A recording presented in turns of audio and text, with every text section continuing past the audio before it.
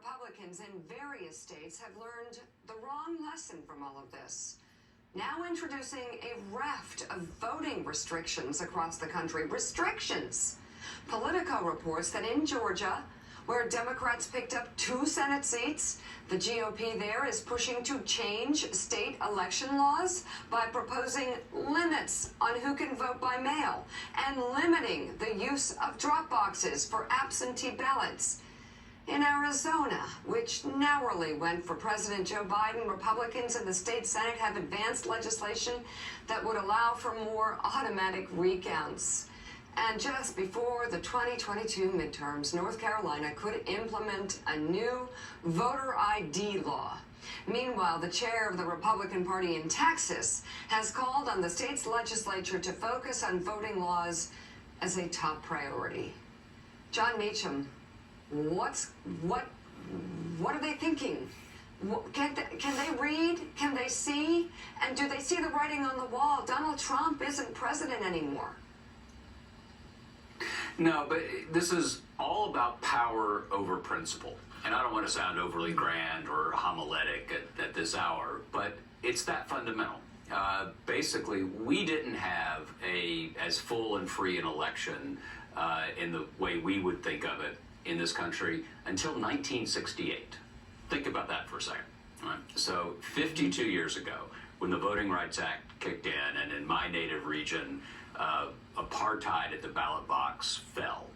It hasn't fallen totally, but it was because of the amazing work of the nonviolent protesters, the lawyers who fought so hard, the great chain of reformers going back into the 18th century and forward, created for the first time, a democratic republic, lowercase d, lowercase r.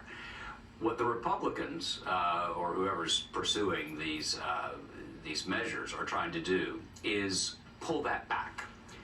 And it's not based on some new Burkean understanding. They haven't reread John Locke. They haven't rediscovered Jacksonian democracy. They haven't thought this out.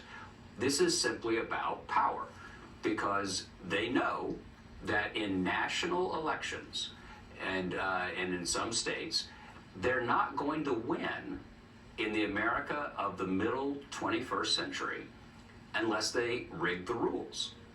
And that's if you're a political party, which I don't know why I have Edmund Burke on the brain this morning, but Burke said a party is a organization of men in the 18th century term, an organization devoted to a certain policy action, and they work in concert.